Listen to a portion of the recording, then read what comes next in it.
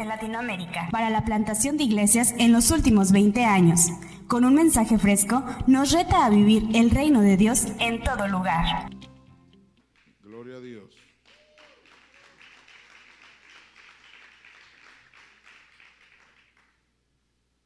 Dios les bendiga, hermanos. Gracias, pastor. Gracias por esa parábola. Yo prefiero llamarla la parábola del Padre Pródigo, el que nos ama incondicionalmente. Bueno, vamos a continuar. Quiero pedirle a los hermanos que están dirigiendo arriba que por favor me coloquen la presentación de discipulado, multiplicador y misional. Amén. No cambió las letras. Discipulado, multiplicador y misional. La pregunta, y a mí me gusta mucho hacer preguntas: ¿cómo entendemos y hacemos la misión que Dios nos ha encomendado? ¿Cómo la entendemos? Y valdría la pena cambiarla por esa expresión con la que acabamos de cerrar: ¿cómo matamos ese becerro gordo? El tuyo, el que nos corresponde a cada uno.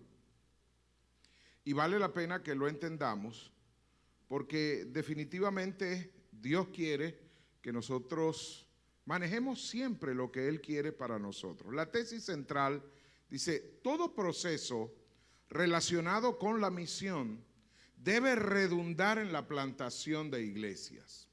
Debe redundar en la plantación de iglesias. Pero además, la plantación y operatividad de una iglesia o comunidad de fe, su establecimiento y crecimiento dependerá absolutamente del discipulado que cada uno de nosotros hagamos. Dependerá de que cada uno de nosotros entienda su rol en el reino de Dios. De que cada uno de nosotros no espere que el otro lo haga, sino que cada uno de nosotros haga el proceso de discipulado. Sé que están trabajando en una tesis de 35 propuestas. Algo bien importante. Uno de los problemas más serios que los ingenieros tenemos, los pastores que somos ingenieros, es que pensamos en forma pragmática. No nos gusta mucho lo que el arquitecto diseña en el plano, sino lo que tenemos nosotros que hacer para que ese diseño se haga una realidad y se convierta en un edificio. Cuando yo veo la palabra de Dios, a mí me gusta que la gente entienda en congresos como este, relevante es cuál es tu papel de aquí en adelante. Si vas a matar el becerro gordo, ¿cuándo lo vas a hacer? No es que, bueno, nos hablaron tremendamente en el Congreso, pero estoy orando a Dios para que Dios me diga cuándo lo voy a hacer. Yo creo que de aquí tenemos que salir diciendo: tengo un rol en el proceso de discipular mi nación. Tengo un rol en el proceso de discipular mi vecindario. Tengo un rol en el proceso de alcanzar y transformar mi sociedad. Tengo que hacerlo. Y para hacerlo yo tengo que tomar acciones muy particulares que la Biblia ya me dice cómo debo hacerlo. Mateo 28, 16 al 20 es para nosotros la gran comisión. Mas los 11 discípulos se fueron a Galilea, a la montaña que Jesús le había señalado, y cuando le vieron, le adoraron. Mas algunos tuvieron dudas. Acercándose entonces Jesús les habló diciendo: toda potestad me es dada en el cielo y sobre la tierra. Id pues y haced discípulos entre todas las naciones, bautizándoles en el nombre del Padre y del Hijo y del Espíritu Santo, y enseñándoles que guarden todas las cosas que os he mandado. Y he aquí que estoy con vosotros siempre hasta la consumación del siglo. Algunas cosas y observaciones importantes de este texto que quiero que ustedes estén pendientes de aquí en adelante para su proceso de asimilar y restaurar el diseño de Dios en ustedes. En primer lugar, el discipulado comienza comprendiendo y obedeciendo las indicaciones de Jesús. Hemos leído ese texto muchas veces. Hemos leído y hemos hablado de él y muchos nos lo sabemos de memoria. Pero ¿realmente lo comprendemos? ¿Realmente entendemos la verdad del rol de tu persona como iglesia en una sociedad? Anoche hablábamos de no ser escapistas, de no encerrarnos entre cuatro paredes, sino de salir y alcanzar a la sociedad donde Dios te mandó y alcanzar a la sociedad vecina donde estás instalado y ir a todos los espacios y lugares que representan los confines de la tierra. Y en estos tiempos hay algo bien particular. No es necesario ir al mundo musulmán para alcanzar a los musulmanes porque ya los tenemos en el patio de la casa. No es necesario ir y tener una carga por Venezuela, por la crisis del comunismo en Venezuela, porque los venezolanos hoy están en todas partes, y más en México.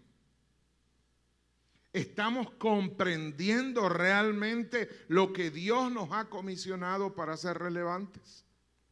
El concepto id es una acción imperativa. O sea, no es algo que yo debo sentir para hacer. Dios me lo mandó. Dios me lo mandó, hermano. Si vas a orar, ora para que entiendas en qué área tú tienes que ejercer tu trabajo, pero ya tienes que ejercerlo, porque es una orden que Dios te dio. Además es una acción continua y debe ser natural en cada uno de nosotros. ¿Sabe? Se puede traducir como a donde vayan. Si estás trabajando en una empresa, allí es un lugar de hacer la gran comisión. Si estás en una orquesta musical, allí es un lugar de hacer la gran comisión. Si estás trabajando en un hospital, allí es un lugar de hacer la gran comisión. Si estás trabajando como docente, allí es un lugar de hacer la gran comisión con los niños. Donde estés, allí será el lugar para cumplir la orden que Dios te ha dado. Pero la traducción más literal que a mí me fascina decir es que mientras estés en esta tierra, haz discípulos. Mientras vayan, hagan discípulos. Pastor, ¿y eso significa realmente a tiempo y fuera de tiempo? Si estás en la peluquería, ¿quiénes de aquí no van a la peluquería? No van a que les corten el pelo o que le arreglen el pelo. Varones, si estás en la barbería, aquí se le dice barbería, ¿verdad? Si vas a la barbería, es una oportunidad para que mientras te cortan el pelo, tú hables de lo que Cristo ha hecho en tu vida para que ellos puedan también conocer la verdad. Mientras caminas haciendo ejercicio, es una oportunidad para que tu vida represente cómo Dios cambia a una persona. Mientras estás en un viaje, es una oportunidad de presentar la verdad del Evangelio. ¿Sabe? La triste realidad es que hemos sido enseñados para presentar el Evangelio de una manera compulsiva. Arrepiéntete si no vas para el infierno. Y la gente recibe a Cristo más porque está asustada que porque es la verdad que necesita para ser transformado. Usted no ve en el Evangelio de Jesús, en ninguno de los evangelios, ve que Dios les dijo a las personas, vayan y pregunten si son salvos. Vayan, moren en donde lleguen, que la bendición que esté en ustedes, si los recibe, se quedará en el lugar. Prediquen la palabra, sanen a los enfermos. La verdad es que Dios nos enseñó un evangelio relacional, un evangelio de presencia en la ciudad. Cuando predicamos un evangelio relacional, a donde vayan, la gente te va a observar y va a ver lo que tú tienes, y poco a poco ellos se van a ir enamorando de tu verdad, y va a llegar el momento en que ellos te van a decir: yo necesito tener lo que tú tienes. Y ese es el momento en que tú vas a poder decir: ¿quieres tener lo que tú tienes? Arrodíllate conmigo y vamos a orar a Dios para que la presencia del Señor venga a tu vida como vino a la mía. Pero la verdad es que nosotros creemos que porque alguien confiesa una oración, ya es salvo. ¿Sabe, hermano? La Biblia dice: los demonios creen y tiemblan. Pero necesitamos profesar, vivir la verdad de Jesús en nuestras vidas. Y la verdad de Jesús la vivimos cuando la gente camina con nosotros. Lamentablemente, mientras anden testificando de Jesús, y lo que nos enseñaron en nuestras escuelas, como dije, es una forma de separarnos del mundo.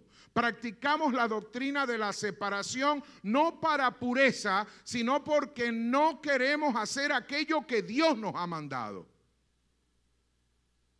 ¿Sabe?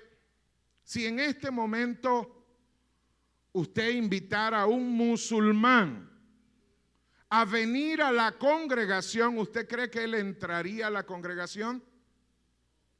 Él sí. La duda es si él lo invita a usted a ir a una mezquita.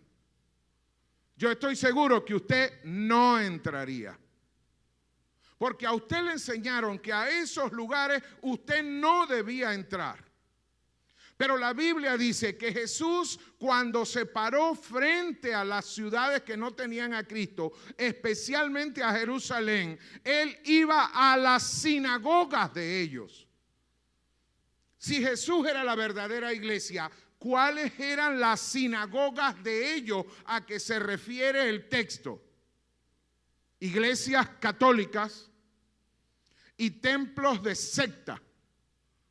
Y Jesús iba a esos lugares y abría la palabra de Dios y predicaba la palabra de Dios. Pastor, lo que usted nos está diciendo es que vayamos a la iglesia católica. Lo que usted nos está diciendo es que compartamos con los musulmanes. Lo que usted nos está diciendo es que comamos con los testigos de Jehová. Lo que usted nos está diciendo es que agarremos a los mormones y los invitemos a la casa. ¿Sabe? Uno de los grandes problemas por lo que nosotros no nos exponemos a la realidad de las sectas es porque nosotros no tenemos firmeza en lo que creemos. Si tuviéramos firmeza en lo que creemos, las cosas fueran diferentes. Una de las cosas que la palabra nos dice es que mi pueblo perece por falta de conocimiento de la palabra del Señor. El pueblo judío, los jóvenes cuando llegan a los 12 años, se saben el Pentateuco de memoria, los 5 primeros libros de la ley. Algunas veces tenemos iglesias gordas, pero no maduras. Iglesias que no saben para qué se usa un texto y para qué no debe usarse. Iglesias que siguen creyendo que la Biblia no debe tener 70 libros.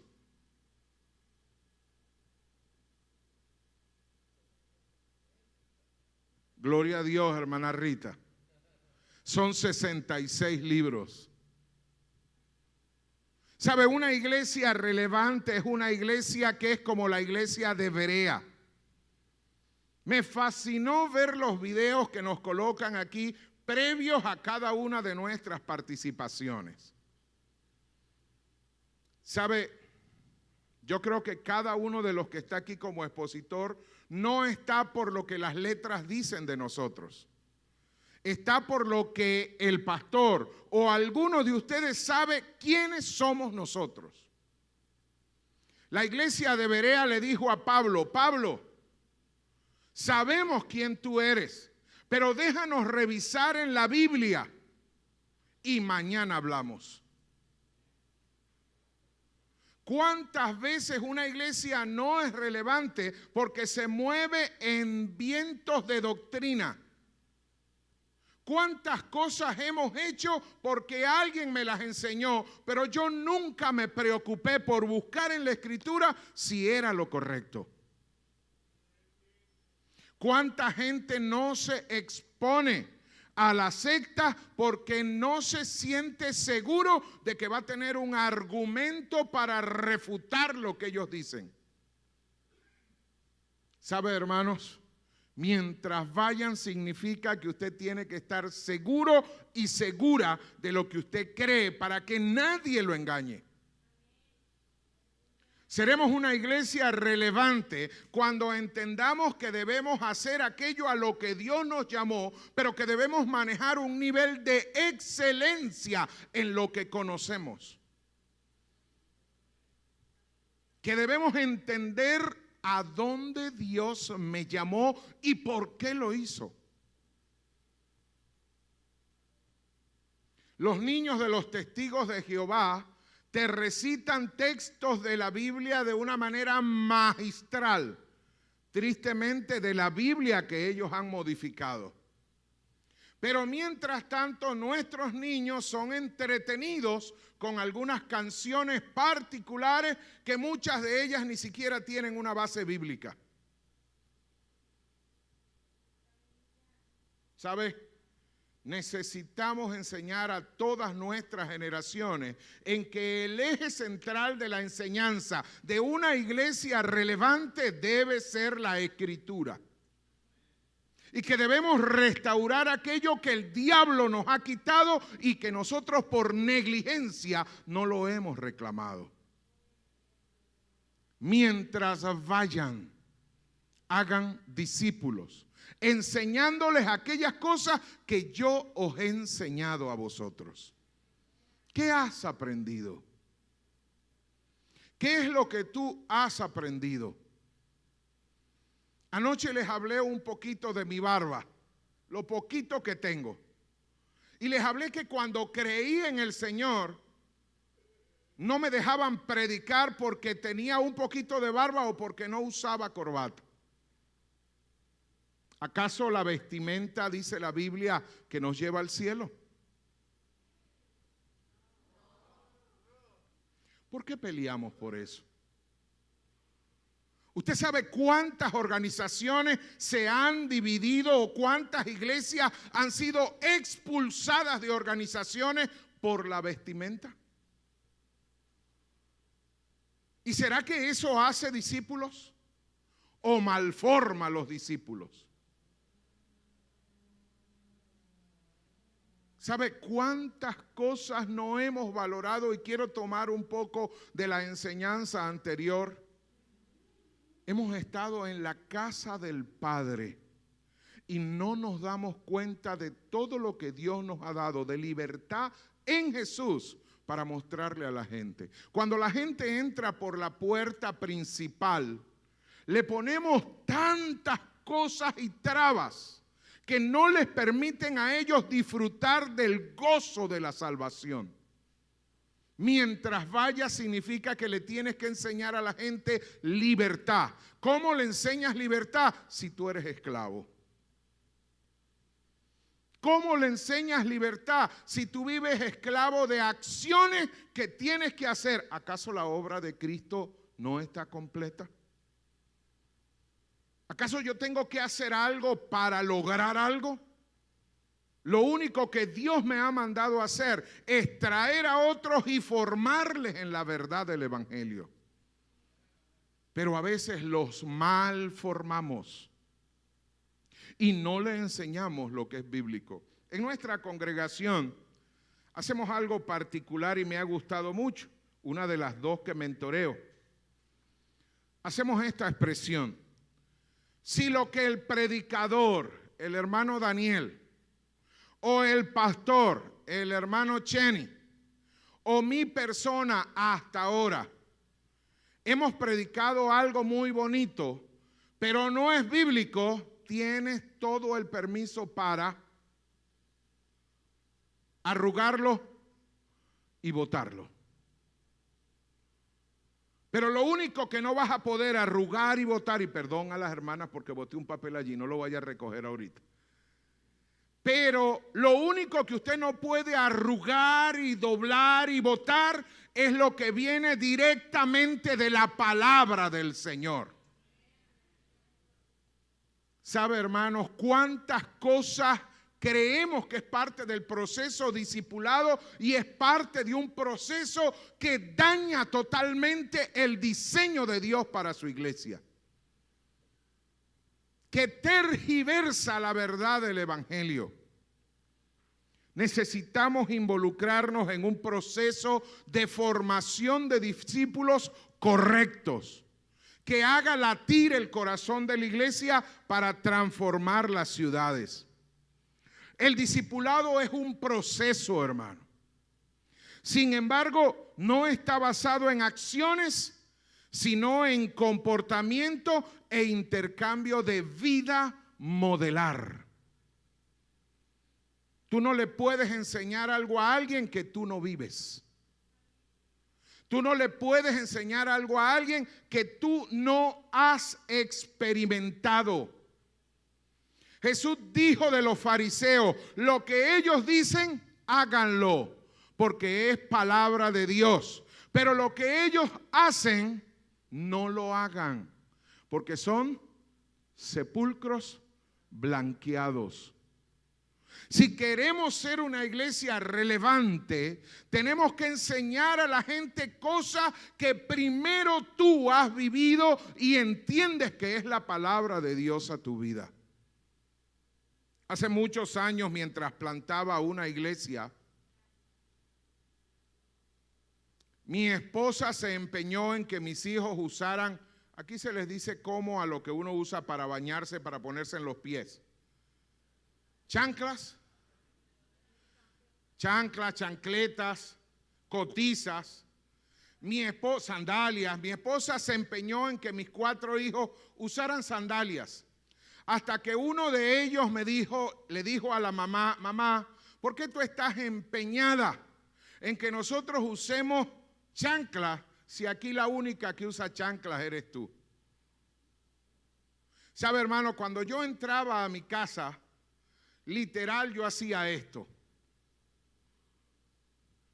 Y andaba por la casa descalzo. Me fascina disfrutar el piso con mis pies. Pero yo nunca me preocupé que esa enseñanza obvia que yo estaba dando iba en contra de la enseñanza que mi esposa estaba dando. ¿Cuántas cosas como hermanos, como siervos del Señor, estamos enseñando a los nuevos creyentes y no nos damos cuenta que le estamos generando un vicio que va en contra de la verdad de la palabra? Somos salvos por fe y por gracia de Dios, pero colocamos una cantidad de normas para que la gente pueda vivir. ¿Sabe? Tomando la parábola que compartió el pastor magistralmente esta mañana, para restaurar la naturaleza caída de uno de sus hijos, él mató el becerro más gordo, le puso un anillo de autoridad, sandalias en sus pies y vestimentas de sacerdocio real. ¿Acaso para restaurarlo lo pasó por un proceso disciplinario de 11 años? ¿Acaso lo puso a confesar en público, que lo publicara en los periódicos locales de que él había pecado? Cuando alguien confiesa su pecado y se aparta, la Biblia dice, alcanzará misericordia y la restauración es inmediata, hermanos. Si queremos ser una iglesia relevante, Necesitamos enseñar con vida, modelar que la gracia de Dios nos acompaña. Y que no somos leguleyos, que queremos establecer la ley bajo nuestra interpretación, sino bajo la interpretación de Dios. ¿Sabe? Uno de los detalles más importantes es que el mundo sabe ya que está perdido, hermano. ¿Necesita que una iglesia le diga que está perdido? ¿O necesita que una iglesia le muestre el camino? Pero estamos empeñados en convulsivamente, aceleradamente, confrontativamente, decirle a la gente, te vas a ir al infierno. ¿Sabe qué? Ellos ya lo saben. Y se están preparando para ir al infierno. Porque no hay una iglesia que les muestre cómo tomar el camino correcto que los lleva a la gracia de Dios. Debemos modelar la gracia. Modelar la gracia. Mostrarle a la gente que vivimos la gracia de Dios. Tenemos en la iglesia cualquier cantidad de hermanos y hermanas heridas que no creen en la paternidad porque no han perdonado a su papá que les abandonó.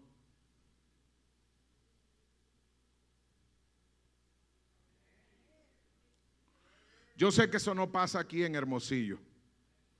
Eso solo pasa en Panamá y en Venezuela, hermano.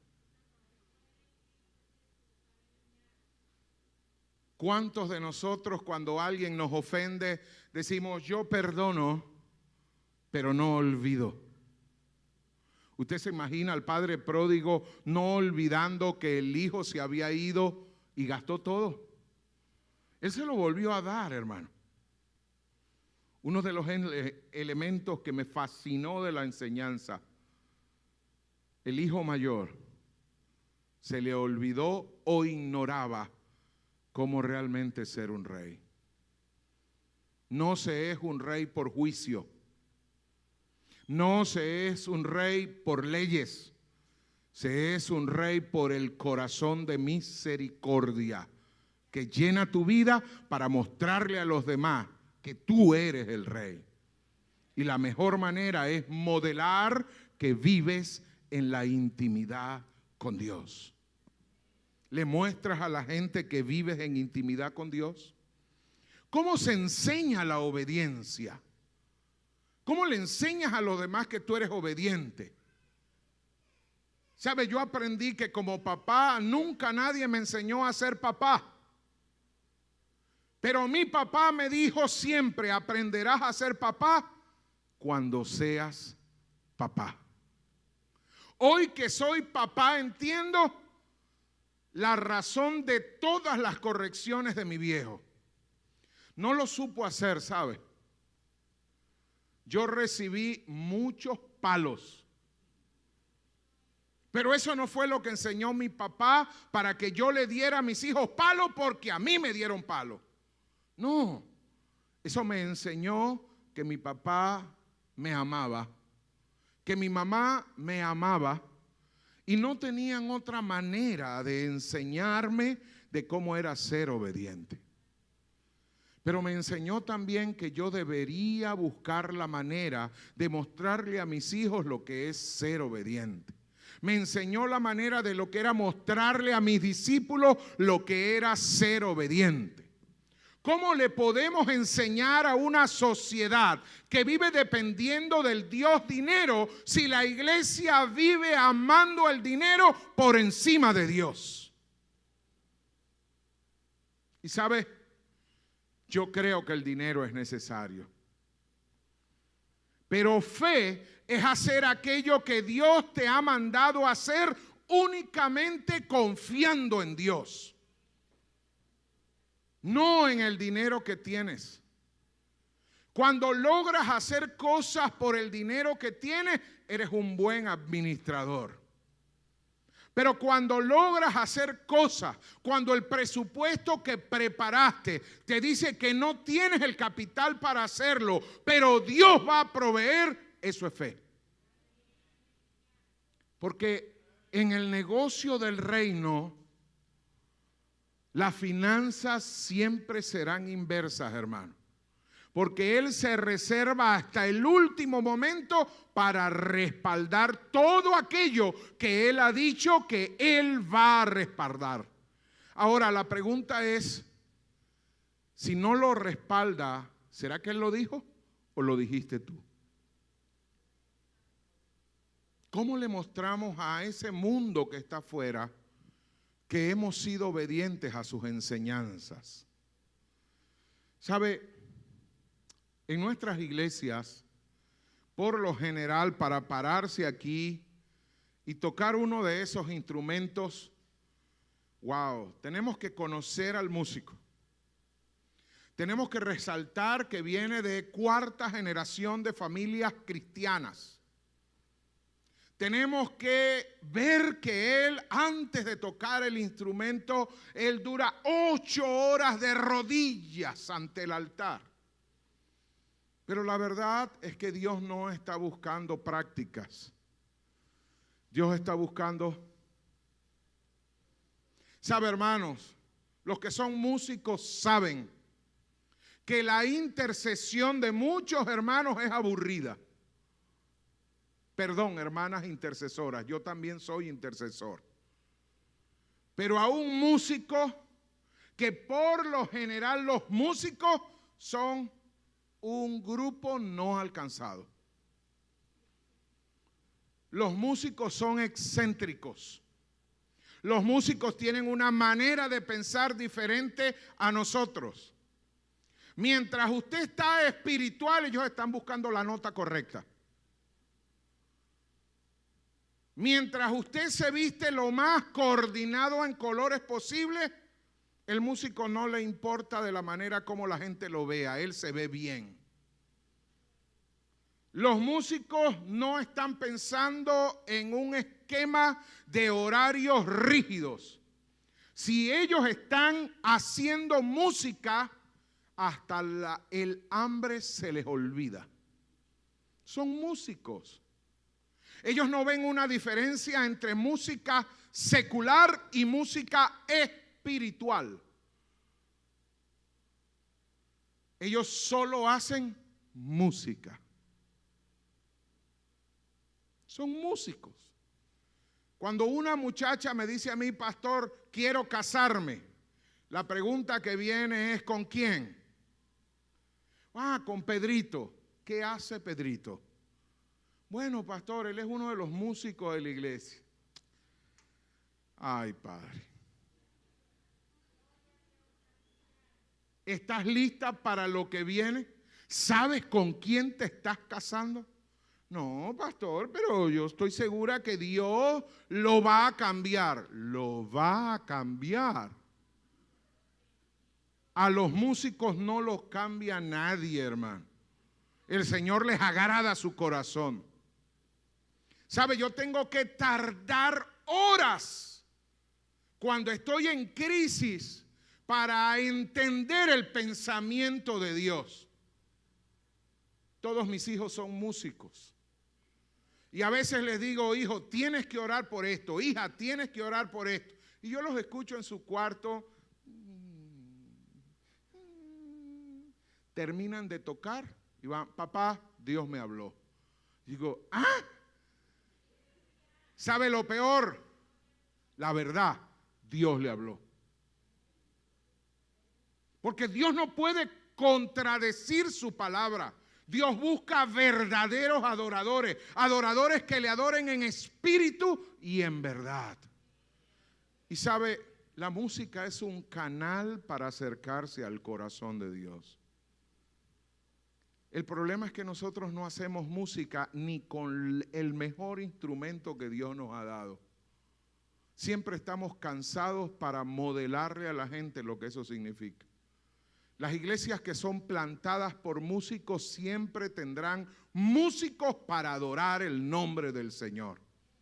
Las iglesias que no son plantadas por músicos siempre andan orando para que se venga un músico. Y a veces, como no esperamos en Dios, nos lo robamos de otra iglesia.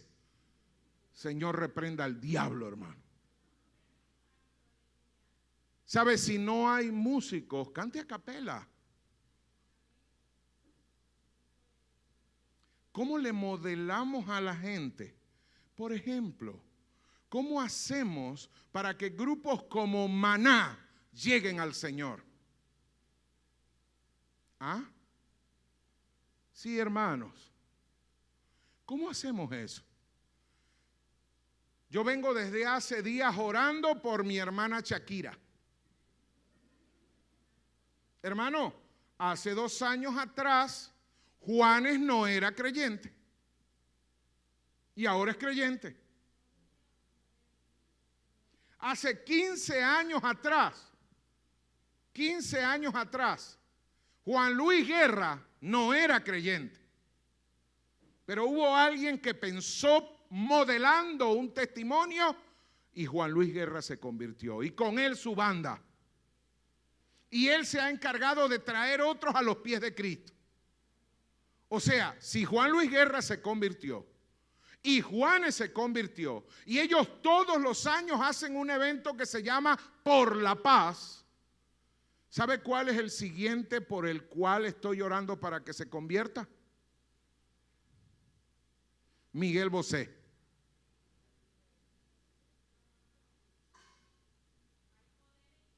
Aleluya, hermano.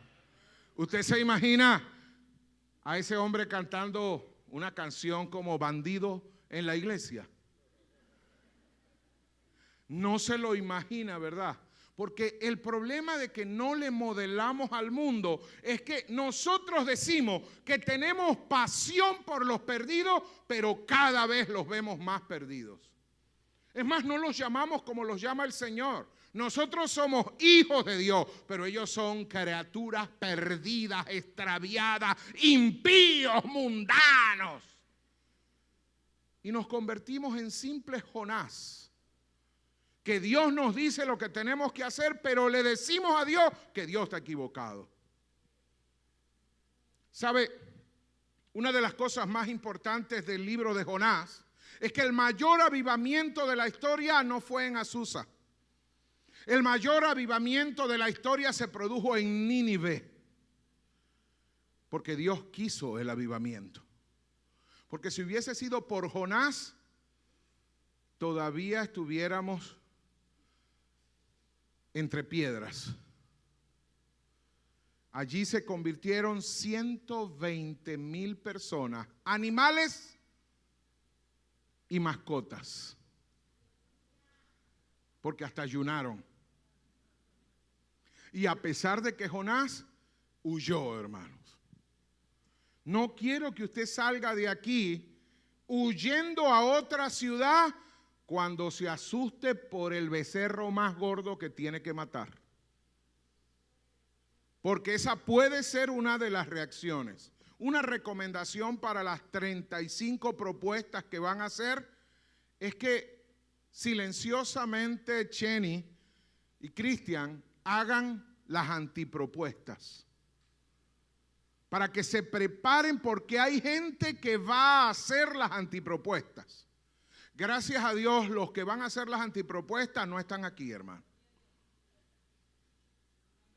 Amén. Usted va a modelarle a la sociedad obediencia. Obediencia. Usted le va a decir a la gente cómo se debe administrar un negocio, cómo se debe dirigir un grupo, cómo se debe llevar un preescolar, cómo se debe ser político, cómo se debe ser deportista. Usted lo va a modelar. Porque, ¿cómo le mostramos a la gente que somos obedientes? La obediencia se enseña sencillamente obedeciendo. Modelaje de vida de obediencia, Dios nos los ha pedido siempre. ¿Qué es un proceso discipular relevante? Mire la imagen. ¿Qué es un proceso discipular relevante? ¿Será que eso es imposible? ¿O es lo que está en el diseño de Dios? Creceos, multiplicaos y sojuzgad la tierra. Pero el pueblo de Israel siempre se olvidó de ese llamado. Ahora está la iglesia, la única portadora de la verdad absoluta. ¿Cómo le mostramos al mundo que es posible? Saben, Corea del Sur, cuando usted sobrevuela Corea del Sur de noche, hay una cruz iluminada en cada lugar donde hay una iglesia. Pero Corea del Sur, hace muchos años, en un evento llamado Alcanzando a Corea del Norte, ellos hicieron un compromiso público. Cada casa, una iglesia. Cada hermano, un pastor. Cuando tú sobrevuelas Corea del Sur, tú ves que cada casa tiene una cruz encendida. Esa es la señal de que todo el pueblo de Corea del Sur tiene un compromiso alto con el Señor para alcanzar Corea del Norte. Cada noviembre de cada año se comprometen en la frontera de Corea del Sur y Corea del Norte jóvenes que están entre 12 y 25 años para pasar y predicar el evangelio en Corea del Norte, aún poniendo en juego su vida.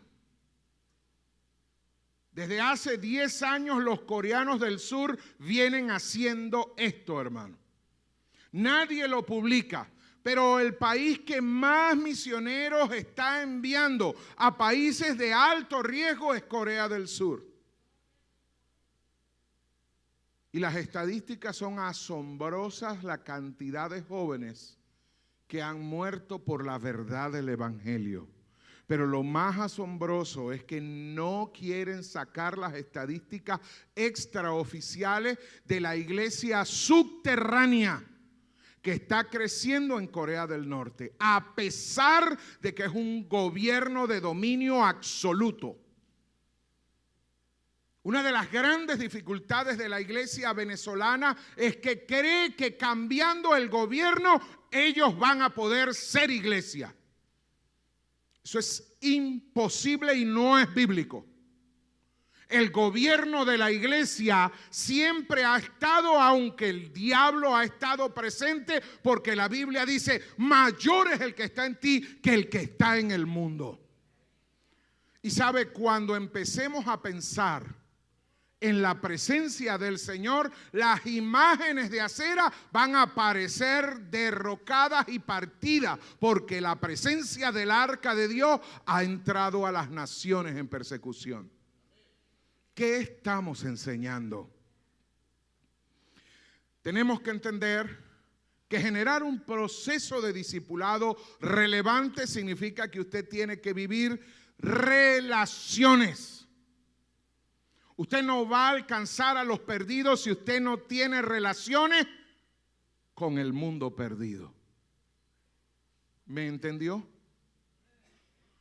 Saben, hermanos, cuando usted revisa el resumen curricular de muchos de nuestros pastores, muchos de ellos se han desarrollado en un mundo evangélico, pero no son conocidos en un mundo, entre comillas, para nosotros secular. ¿Será que la Biblia fue escrita solo para los evangélicos? ¿Sabe? Hoy en día hay muchos conceptos de reingeniería, hay muchos conceptos de marketing, hay muchos conceptos de administración, hay muchos conceptos que son para la iglesia, pero las grandes empresas que hoy en día tienen el éxito material es porque han agarrado principios de Nehemías y los han aplicado a sus empresas. Si hay alguien que sabe administrar bien el dinero, son los administradores evangélicos. Pero ¿de qué sirve que lo sepan hacer adentro si afuera no lo estamos enseñando? Cuando Jesús alimentó a los 4,000, ¿con qué los alimentó? ¿Con qué los alimentó? 5 panes. Y quedaron después 12 canastas. ¿Saben, hermanos? ¿Por qué no le decimos a la gente lo que Dios está haciendo en la iglesia? ¿Por qué no le decimos a la gente que es mentira que el cáncer no tiene cura? Porque, ¿cómo se lo decimos si nosotros no tenemos ninguna relación con personas que no sean de Cristo? Cuando el eunuco estaba leyendo la palabra, Felipe venía de una campaña evangelística y Dios le dijo, ve a Gaza que es camino desierto. Y cuando pasó al lado del carruaje del eunuco, Felipe le dijo, ¿entendiste lo que estás leyendo? Y él le dijo, no. Y Felipe no vaciló en explicarle eso. ¿Será que Dios nos ha llamado para explicarle al mundo la verdad del evangelio? ¿Será que Dios nos enseñó que somos buenos músicos, buenos profesores, buenos ingenieros, buenos arquitectos para enseñarle al mundo cómo se hacen las cosas? Tener un discipulado correcto y relevante significa que mantengamos una relación correcta con el mundo. Estamos en el mundo, pero no somos de él. La triste realidad es que no vamos a relacionarnos con el mundo porque tenemos miedo a perdernos. Esa es la triste realidad. Vivimos preocupados más por nuestra seguridad que porque el mundo se está perdiendo. Necesitamos tener relaciones correctas con el pueblo que necesita ser alcanzado. Una segunda cosa es que tenemos que tener un alto compromiso, un estándar de compromiso alto, hermanos. La verdad es que la mayoría de miembros de nuestra congregación no entiende lo que significa una clara comprensión de la membresía en el cuerpo de Cristo. No hay un día en mis tiempos pastorales en que no me llegue gente a cuestionar cuál es su compromiso con la iglesia. Pastor, ¿será que yo tengo que diezmar? Pastor, ¿será que yo tengo que ofrendar cuando los administradores de la iglesia no están administrando bien? ¿Sabe? La Biblia dice, traed vuestros diezmos al alfolí. No dice, juzgue lo que los administradores hacen. Si usted ha comenzado a juzgar cómo maneja el dinero la iglesia y por esa razón perdió la paz y no está diezmando, váyase de la iglesia, hermano. Perdón, Pastor Cheney. Porque si usted ya está dudando de la integridad de los hombres que gobiernan financieramente la iglesia, usted no pertenece a ese redil. Es mejor que se vaya. Porque no le ha sido autorizado ni por la Biblia, ni por ninguna otra autoridad que usted cuestione lo que la iglesia hace. Antes de cuestionarla, busque un redil donde usted sienta que la gente administra como a usted le gusta. Pero usted tiene que diezmar. Lo que hagan con el diezmo no es problema de usted.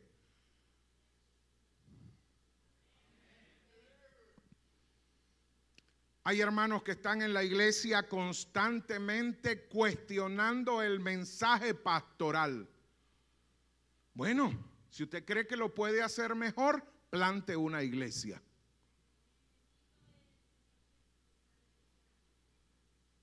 Pierda menos tiempo, hermanos.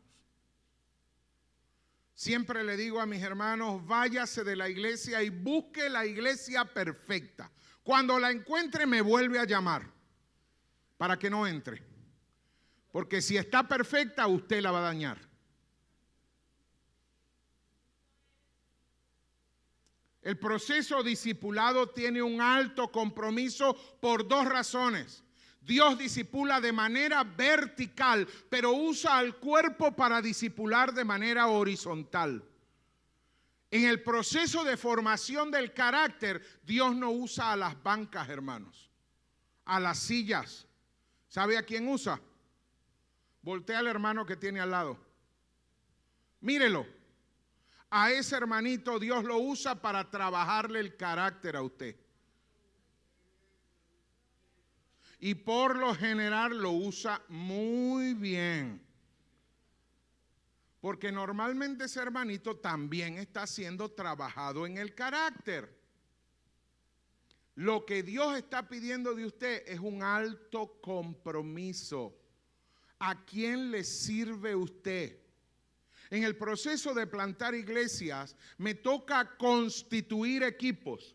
Y normalmente a los 6, 8 meses que estoy constituyendo equipo para plantar una iglesia, siempre hay alguien que me llega y me dice: pastor, renuncio. Ok, vamos al altar del Señor y le renuncias al Señor porque yo no te llamé. Si te llamó Dios, renúnciale a Él. ¿Sabe cuántas veces yo he querido renunciar a lo que hago? Pastor Daniel, ¿cuánto? Oh. Hermana Elisa, ¿cuántas veces has querido renunciar al matrimonio? Unas cuantas veces. Eso de que los esposos y las esposas pastorales no tienen conflicto. ¿Dónde es eso? Porque yo tengo 30 años de casado, 30 años de haber recibido a Cristo y todos los días tengo conflicto por la maleta que ella hace. Porque ¿quién carga la maleta de ella? Este negrito. Y sabe, todos los días. ¿De qué depende de que el problema no se agrave? De mi madurez y de la madurez de ella. Problemas vamos a tener. Pero si dependemos de Cristo va a ser mucho más fácil por el compromiso que tenemos. Necesitamos gente en la iglesia de alto compromiso para poder tener una iglesia relevante. ¿Sabe, hermanos? Yo he visto muchas iglesias con mucho potencial, pero se quedan allí. Son tremendas iglesias de mucho potencial y pasan los 10, los 20, los 30, los 40 años y la iglesia no crece ni se multiplica. ¿Sabe por qué? Porque se quedó en potencial. No había compromiso.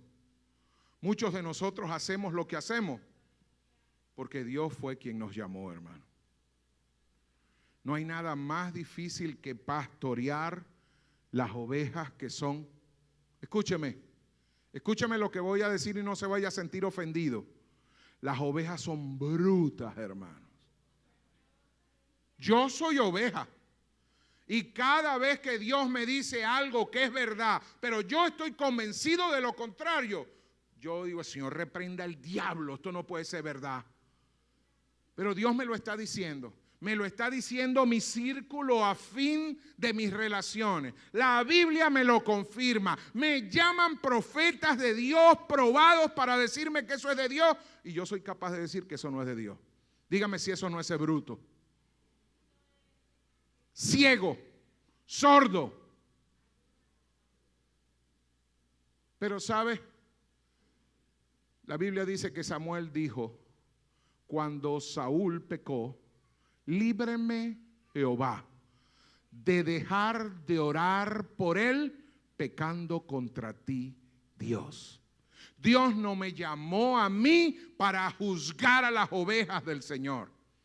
Dios me llamó a mí para pastorear a las ovejas del Señor. No importa la cualidad de la oveja. Lo que sí me dijo fue que debía pastorearlas sin enseñorearme de ellas. Ellas son sus ovejas. Mi compromiso con Él es que sus ovejas lleguen ante su presencia lo menos heridas posibles. El compromiso mío no es que usted no llegue herido, ese es su compromiso. El mío es cuidarlas, enseñarlas y guiarlas. ¿Cuál es su compromiso? ¿Cuál es su compromiso? Cuando el padre pródigo le dijo al hijo mayor, lo único que quiero es que pases conmigo para que celebremos juntos. ¿Necesitaba el padre que su hijo mayor le apoyara? No. ¿Necesita Dios de usted para hacer la labor que Él puede hacer? No. Pero Él quiere que usted disfrute de lo que significa obedecerle a Él y manifestar la misericordia para los perdidos. Una catástrofe es saber lo que Dios tiene para ti y no hacerlo. No nos resistamos. Entendamos que Dios quiere que nosotros no solo tengamos un alto compromiso, sino que obedezcamos. Siempre he manejado una expresión de vida. La voluntad de Dios es perfecta. Nadie dijo que es recta. Eso significa, hermano, que a usted solo le toca obedecer. La obediencia precede al conocimiento. Dios no le dijo que usted comprendiera todo primero para accionar. Dios le dijo, obedece. De allí vendrán los demás. Dios le dijo, haz esto o aquello. De él hará el resto. El discipulado y la misión siempre irán fusionados. Y quiero resaltar algunas notas importantes. En mi condición de discípulo, la forma como vivo y le sirvo a Él va ligada directamente a la aceptación de los altos compromisos que Él me señaló para seguirle. Dejando de lado todo aquello que en mi conciencia, en el encuentro con Él y en el transitar diario, estoy convencido de que me pueden destruir. ¿Qué áreas de tu vida el Señor te ha dicho que tienes que trabajar para que no te apartes de su verdad? Una de las cosas que estamos trabajando en los últimos años es en el cuidado integral del misionero, en el cuidado integral del plantador. Yo les llamo tratar de diagnosticar en las personas, líderes, de diagnosticar los traidores. ¿Cuándo dejaremos de escuchar cayó tal líder? Cayó tal pastor. ¿Sabe? Los traidores son aquellas cosas que se manifiestan cuando usted menos espera que se van a manifestar para destruir su vida y todo lo que Dios ha hecho a través de usted. Todo ser humano tiene áreas ciegas. Todo ser humano tiene áreas que él no sabe que las tiene, pero todo el mundo las ve. Hay gente que dice, yo soy un hombre puntual. Yo soy un hombre que amo a mi esposa. Yo soy un hombre responsable. Pregúntale a su iglesia. Algunas veces como pastores predicamos un mensaje y siempre hay alguien que no dice nada, pero sabe que nosotros estamos mintiendo. Porque nos conocen y saben en cuál área nosotros fallamos. ¿Sabe? La mayoría de personas cree que los líderes por lo general fallan por fallas sexuales. Déjeme decirle que es un alto porcentaje la sexualidad incorrecta en el liderazgo de la iglesia. Es un alto porcentaje, pero la mayoría de líderes fallan en ser relevantes por algo que se llama orgullo, soberbia, corazón de piedra, hermano. Necesitamos entender que muchos de nosotros tenemos un traidor en la vida que no necesariamente es el área sexual, pero puede ser la altivez de espíritu la que nos separa de escuchar. ¿Sabe? Una de las cosas que me gustó el esquema del Congreso es que ninguno de los hermanos que me está atendiendo me dijo, pastor, te puedes quedar en el hotel. Me dijeron, los vamos a buscar a las 9:30 de la mañana. Gracias.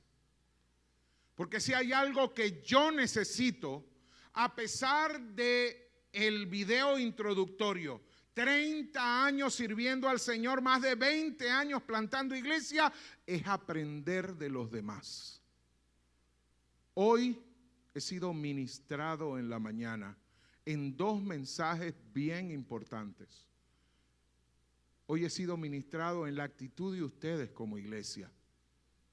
Cuando hayas terminado de aprender, estás terminado, hermano. No tienes nada que dar. Una iglesia relevante es una iglesia que constantemente está buscando aprender para mejorar. El proceso de discipulado es diario y nunca se termina.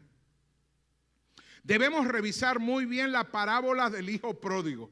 No sabía que ibas a enseñar eso, pero el Señor sí.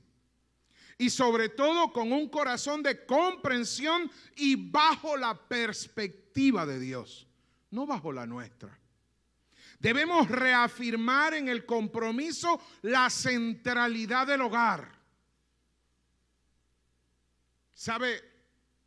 Los discípulos van a llegar momentos en que piensan diferente a ti y se van a ir.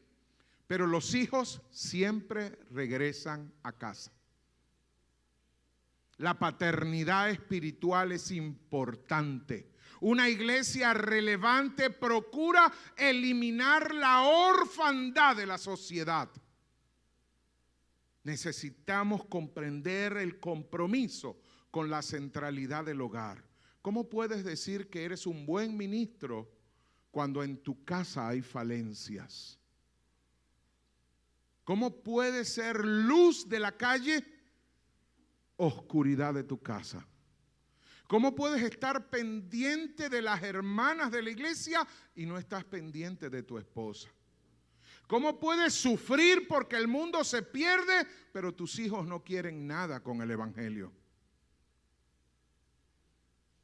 ¿Cómo puedes amar a los ancianos de la iglesia cuando no honras a papá y mamá? La obediencia no es un acto que requiere la presencia de los maestros. Requiere la actitud canalizada por el compromiso a los estándares que Dios ha puesto. Saben, hermanos, cada vez que veo un pastor como Chenny y su esposa, pienso en la iglesia de Antioquía. En la iglesia de Antioquía, para multiplicar y generar un movimiento de plantación de iglesia que hasta hoy es conocido, Dios escogió nada más y nada menos que al pastor y al evangelista. Al primero y al segundo del grupo. Y se lo llevó. Porque cuando no aceptamos la voluntad de Dios, Dios puede agarrar al liderazgo y se lo.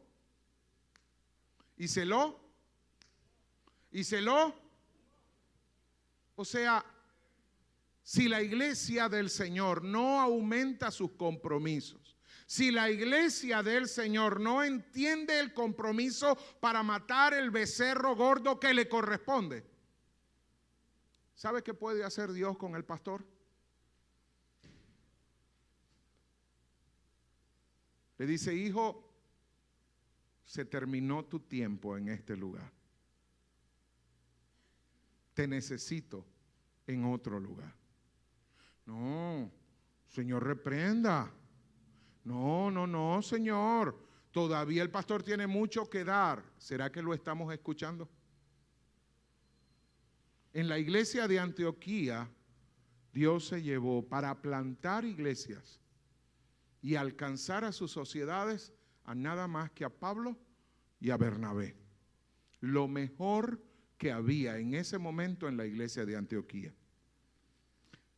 No estoy hablando por el Espíritu Santo, pero yo también tengo el Espíritu Santo, hermano. Amén.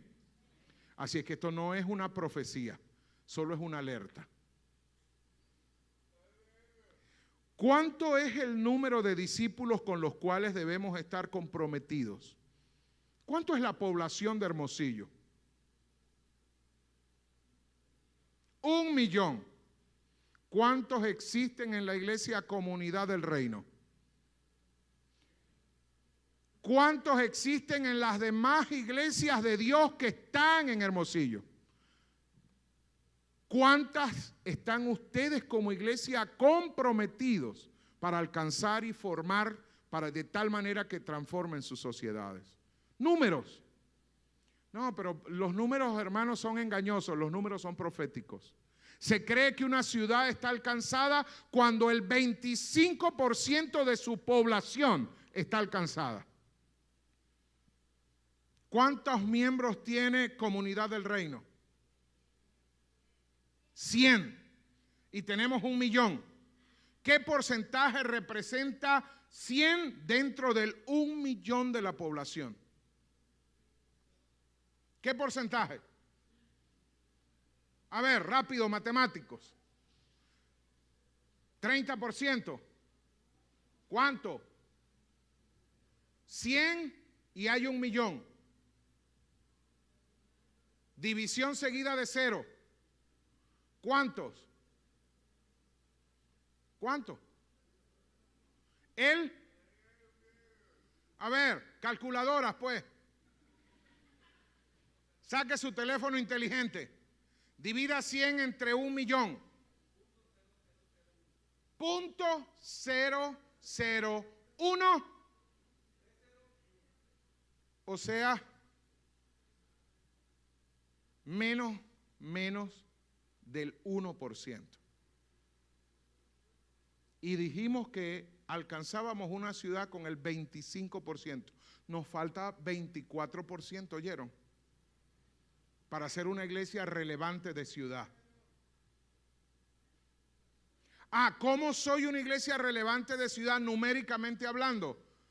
Colocar una comunidad del reino en cada segmento poblacional donde se necesite la presencia del Señor. ¿Cuántas iglesias de comunidad del reino deben ser plantadas para que la cultura de comunidad del reino se establezca como relevante en una ciudad? ¿Saben? Los que conocen a mis hijos saben que mis hijos mueven las manos de la misma manera como la muevo yo. Mi esposa dice que ponen el dedo de la misma manera. Ya saben que se quitan los zapatos iguales. Y mi hija mayor acaba de publicar una foto, el trauma que ocurre cuando eres una niña con el rostro de tu papá. Es mentira, porque ella es una negra bella. Ella no se parece a mí, pero tiene una manera de conducirse muy similar a su papá. Yo solo estoy preocupado por el futuro esposo de ella, porque el futuro esposo de ella no es mi esposa. O sea que él va a tener que establecer el gobierno correcto con mi hija. Pero sabe, los Mendoza tienen una cultura particular. En primer lugar son venezolanos, en segundo lugar se expresan de la manera como yo me expreso, hablamos con las manos. Eso es una cultura.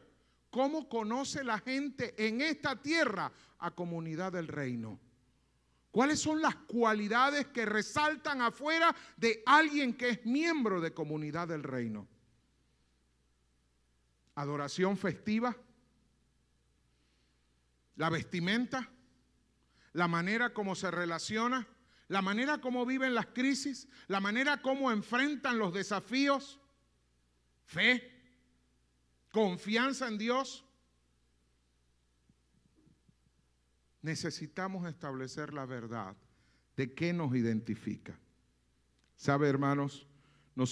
Nuestros procesos discipulares dependerán de las relaciones que tengamos, del acercamiento a otros en nuestros ambientes de gracia, de las capacidades de relacionamiento e influencia de manera natural y muy espontánea. Desde que yo conozco a Chenny lo he conocido como un hombre espontáneo. ¿Eres tú una persona espontánea? ¿Te comunicas con la gente de manera espontánea? Hay gente que no le dice sus problemas a nadie, pero estoy seguro que su pastor tiene un don que viene de parte de Dios en cuanto a la espontaneidad.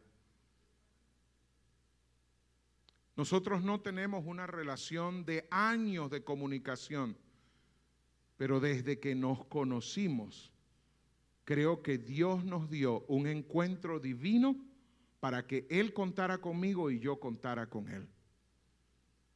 ¿Será que ustedes han seguido esa enseñanza? Amén. Póngase de pie, hágame el favor.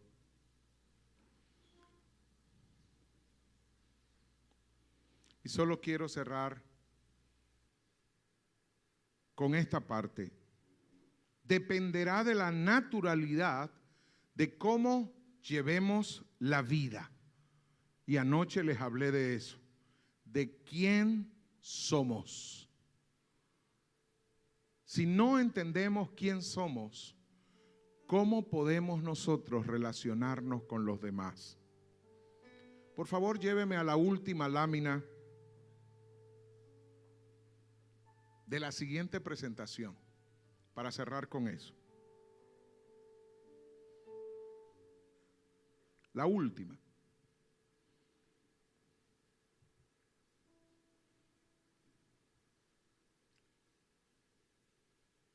Fíjese algo. ¿Crees que puedes hacer discípulos? Por lo general, a usted y a mí lo enseñaron que la manera de hacer discípulos es trayendo la gente a la iglesia. Aquí es donde formamos, aquí es donde enseñamos. Pero esa no es la manera como Jesús enseñó. La manera como Jesús enseñó a ser discípulos es haciendo que la gente fuera a donde había una necesidad. Yo solo quiero orar por ti, para que tú entiendas que ser una iglesia relevante demanda una acción individual de cada uno de ustedes. ¿Sabe? Si hay algo que le cuestionaría yo a este Congreso, es que necesitamos hacer más que un Congreso, un retiro de más tiempo. Yo quiero escuchar más el corazón del pastor Daniel. Yo quiero saber cosas que dejó en el aire. Él dijo, esto es un curso de varias horas que voy a tratar de concentrarla en una. Si usted no pasa tiempo con él, usted no va a saber de dónde surgió la enseñanza que Dios le dio. Cuando yo me paro aquí y les veo, se me mueve el corazón de misericordia. Soy pastor, hermano. Y ya son aproximadamente, ¿qué horas? ¿Qué hora? Ya es hora de almuerzo, hermano. Y cuando a mí me quitan la hora de almuerzo, ya mi cabeza no piensa más. Porque mi estómago está diciendo que necesito comer. Y una de las cosas por las que no vivo como Pablo, esperando que la gente se duerma para resucitarlo, es porque soy pastor. Y porque sé que hay momentos que la gente necesita parar. Pero sabe, si estuviéramos en un retiro donde nos despertáramos juntos, almorzáramos juntos, cenáramos juntos, durmiéramos cerca y amaneciéramos juntos, pudiéramos compartir mucho más de lo que está en el corazón del pastor Daniel, de lo que está en mi corazón como pastor, de lo que está en el corazón de cada uno de los expositores. ¿Sabe? Yo vivo en un avión y visito mi casa. Yo visito mi hogar. Si no fuera porque tengo 31 años conociendo a esta mujer, no pudiera hacer lo que hago. Si no fuera porque mis hijos generaron un alto compromiso con el Señor, no pudiera hacer lo que hago. Hay momentos en que no celebro cumpleaños. ¿Lo celebro antes o lo celebro después? Hay momentos en que no me acuerdo de la fecha de aniversario. Lo tengo que hacer una semana antes para que no se me olvide el día, porque ese día tengo un compromiso con una iglesia. Pero ¿sabe? Lo que hemos aprendido es que no puedo enseñar aquello que yo no tengo. Si pudiéramos pasar más tiempo como iglesia, entendiéramos por qué no podemos asumir los compromisos que Dios está pidiendo a cada uno. Este es un congreso que han designado relevante. Ser relevante es ser trascendente. Ser relevante y trascendente es tener influencia y es pensar en aquello que Dios puede hacer a través de mí cuando yo decido ir a donde hay una necesidad. No espere que la gente venga a la iglesia. Sabe, hermanos, vaya a buscar a la gente. Vaya a buscar a la gente. Enséñale aquello que usted ha sido obediente. Si lo único que usted ha sabido hacer es orar por las personas, vaya afuera y ore por las personas. Si lo único que usted sabe es enseñar, vaya a la escuela donde da clase y enseñe. Si lo único que usted sabe es cocinar, ponga una fonda. Porque sabe, siempre habrá espacio para una buena comida. Y es una manera en que la iglesia puede gobernar. Porque mientras los chefs no hacen lo correcto, un chef que le sirva a Cristo puede usar la comida como instrumento educativo para enseñarle a la iglesia cómo ser mejor. Si eres músico, canta, toca, para que la gente conozca la presencia del Señor. Amén. Levanta tus manos. Levanta tus manos.